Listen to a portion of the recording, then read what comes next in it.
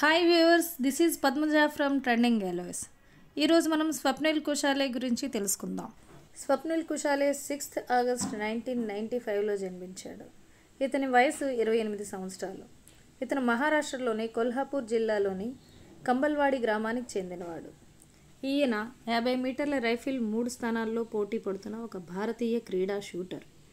ఇతను ప్యారిస్లో జరుగుతున్న 2024 ఒలింపిక్స్లో పురుషుల 50 మీటర్స్ రైఫిల్ 3 పొజిషన్స్ ఈవెంట్లో 451.5 స్కోర్తో కాంస్య పథకాన్ని గెలుచుకున్నాడు. స్వప్నిల్ కుషాలే తండ్రి అతన్ని మహారాష్ట్ర ప్రభుత్వ క్రీడా ప్రబోధిని క్రీడా కార్యక్రమంలో చేర్చాడు. 1 సంవత్సరం శిక్షణ తర్వాత స్వప్నిల్ కుషాలే షూటింగ్ని ఎంచుకున్నాడు.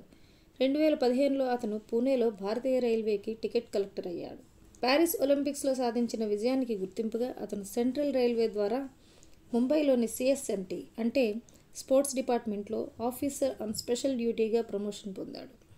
స్వప్నిల్ కుషాలే తన కెరియర్లో 2015లో కువైట్లో జరిగిన ఏషియా షూటింగ్ ఛాంపియన్షిప్లో జూనియర్ విభాగంలో స్వర్ణ పతకాన్ని సాధించాడు.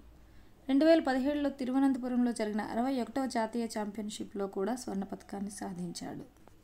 స్వప్నిల్ కుషాలే కైరోలో జరిగిన 2022 ISSF ప్రపంచ షూటింగ్ ఛాంపియన్షిప్లో 4వ స్థానంతో పురుషుల 50 మీటర్స్ రైఫిల్ 3 పొజిషన్ ఈవెంట్లో భారతదేశం కోసం ఒలింపిక్ కోటా బెర్త్ను సంపాదించాడు.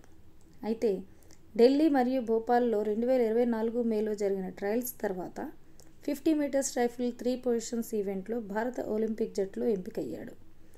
ఆఖరి ట్రయల్స్లో 5వ స్థానంలో నిలిచిన కుషాలే ముందుగా జరిగిన 3 ట్రయల్స్లోని స్కోరు ఆధారంగా 2వ షూటర్గా జట్టులో ఎన్నికయ్యాడు.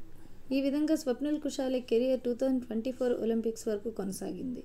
ఇక ముందు మరిన్ని పతకాలు సాధించాలని కోరుకుందాం.